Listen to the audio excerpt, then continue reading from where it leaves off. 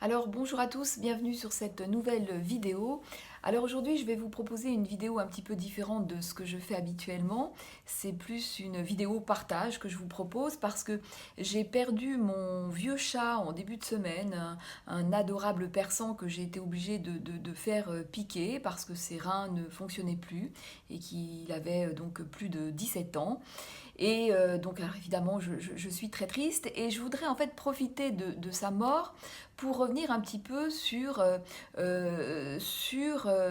cette relation tout à fait particulière qu'entretiennent beaucoup de HP, donc cette relation à la nature et à l'animal, hein, parce qu'on parle beaucoup de cette hyper-empathie des HP, hein, cette capacité à ressentir profondément ce que ressent l'autre, hein, à même à absorber en fait les émotions de l'autre. Et quel que soit cet autre, hein, même si l'autre est très différent de nous, hein, même si il est de culture différente ou d'âge différent, hein, mais également cette perméabilité qu'ont les HP eh bien, à tous les stimuli externes et donc une perméabilité eh bien, à l'environnement, à la nature et à l'animal, hein. Également, donc avec un animal, cette capacité d'être vraiment en relation forte avec son animal, à vraiment à ressentir et à comprendre ce que l'animal exprime au travers de son corps, notamment, hein, et sans faire d'anthropomorphisme, hein. Il s'agit vraiment d'autre chose, hein, vraiment cette grande capacité à être vraiment en relation intime. Et d'ailleurs, je suis convaincue que l'animal aussi ressent tout à fait cette relation, hein. Et donc quand j'étais enfant, bon, j'ai toujours adoré les animaux et, euh, et je trouvais qu'avec l'animal, la relation était très, très fluide, très évidente, très dans quelque chose dans quelque chose d'instinctif et quelque chose de fort, d'intense, hein. Alors qu'avec les hommes, avec les humains, eh bien je trouvais ça très, très lourd, très pesant, très compliqué. Alors bon, on me disait souvent que j'étais très compliquée, hein, mais moi je trouvais que c'était vraiment les autres qui étaient compliqués, hein. Il y avait un jeu social, tout un tas d'attitudes que je trouvais vraiment vraiment pas fluide, hein.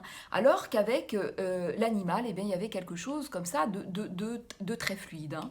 Et donc, je me souviens, on me disait souvent, à l'époque, c'était une réflexion qu'on faisait souvent aux enfants, on me disait, oh, bah, profite bien de ton statut d'enfant, hein, parce que quand on est enfant, tout est léger, tout est facile, hein, mais tu verras, quand tu seras grande, là, ce sera autre chose, hein. Là, tu sauras ce que c'est les vrais problèmes, hein.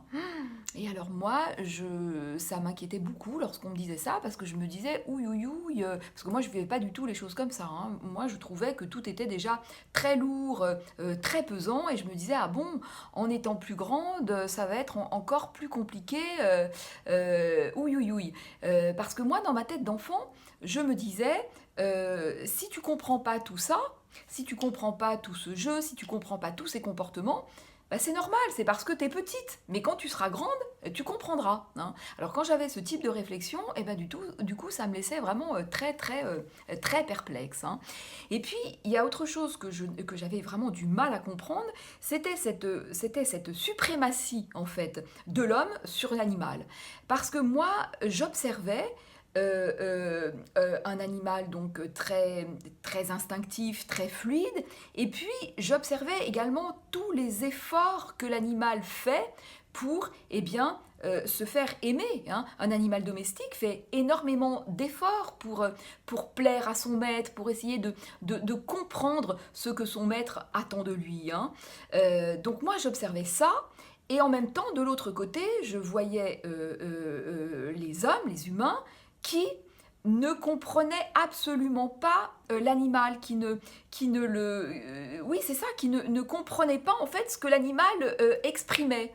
Donc, je n'arrivais pas à comprendre pourquoi il y avait une suprématie de l'un par rapport à l'autre.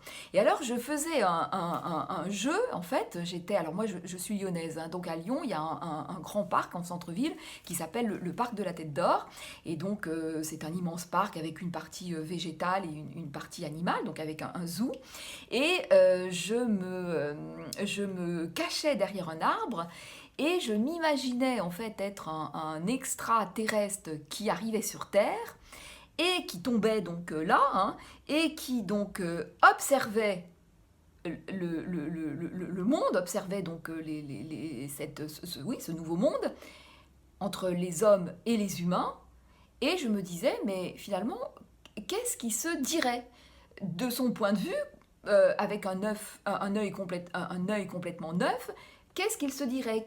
Quel est lequel des deux a un comportement plus fluide, plus cohérent, pas forcément plus intelligent, mais plus cohérent, hein.